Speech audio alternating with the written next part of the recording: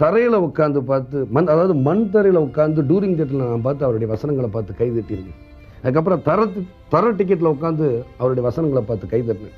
அதுக்கப்புறம் மேல் வகுப்பில் உட்காந்து அவருடைய கதை வசனங்கள் படங்களை பார்த்தெல்லாம் நான் கைதட்டியிருக்கேன். அதுக்கப்புறம் மெட்ராஸில் நான் நடிக்க வரும் பொழுது எங்கே சான்ஸ் போய் கேட்டாலும் உனக்கு மனோகர வசனம் பேச தெரியுமா, பராசக்தி வசனம் பேச தெரியுமா, சேரன் செங்குட்டுவன் பேச தெரியுமா, சாக்ரட்டிஸ் வசனங்கள் பேச தெரியுமா நாங்கள். அப்போல்லாம் எங்களுக்கு பயம். உடனே ஒரு புஸ்தகத்தை வாங்கி அதெல்லாம் மனப்பாடம் பண்ணி ஓஹோ இனிமேல் இந்த சினிமா கம்பெனிக்கு போனால் இந்த வசனங்கள்லாம் பேசணும் அப்படின்னு தான் பேச ஆரம்பித்தேன்.